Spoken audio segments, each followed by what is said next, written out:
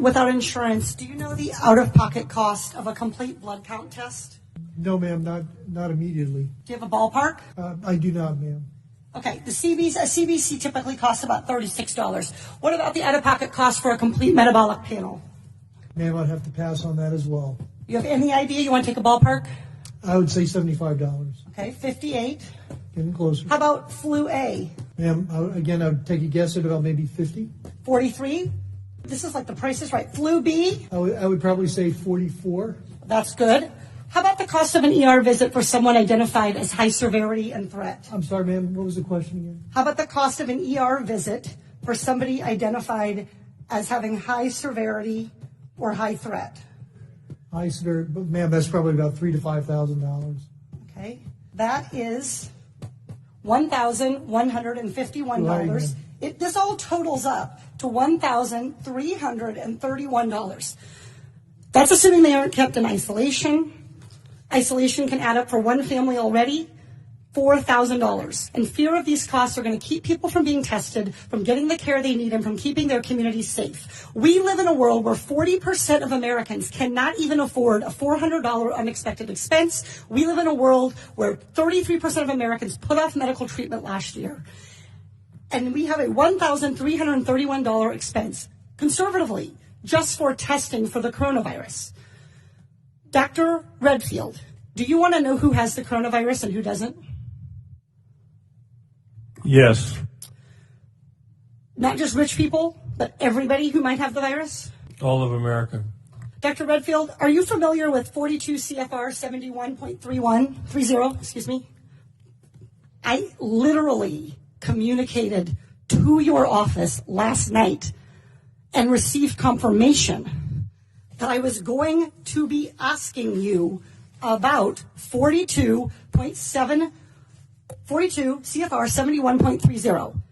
This provides the director may authorize payment for the care and treatment of individuals subject to medical exam, quarantine, isolation, and conditional release. That I know about, and my office did tell me that. I just didn't know the numbers, ma'am. That's Congresswoman. Great, so you're familiar. Dr. Redfield, will you commit to the CDC right now using that existing authority to pay for diagnostic testing free to every American regardless of insurance?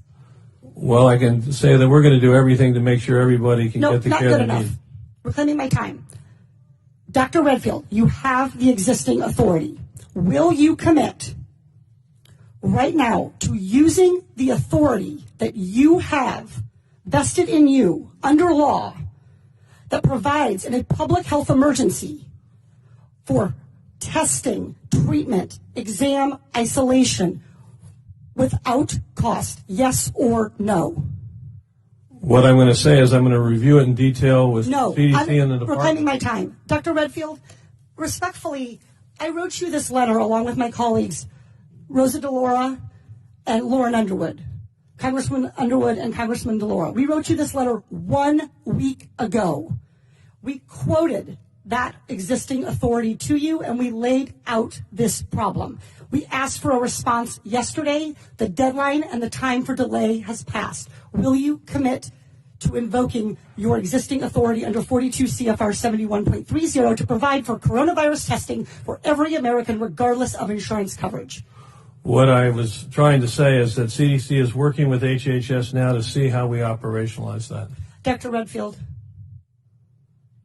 I hope that answer weighs heavily on you, because it is going to weigh very heavily on me and on every American family. Our intent is to make sure every American gets the care and treatment they need at this time of this major epidemic, and I'm currently working with HHS to see how to best operationalize it. Dr. Redfield, you don't need to do any work to operationalize. You need to make a commitment to the American people so they come in to get tested. You can operationalize the payment structure tomorrow. I think you're an excellent questioner, so my answer is yes. Excellent. Everybody in America hear that. You are eligible to go get tested for coronavirus and have that covered regardless of insurance. Please, if you believe you have the illness, follow precautions. Call first. Do everything the CDC and Dr. Fauci, God bless you, for guiding Americans in this time. But do not let a lack of insurance worsen this crisis.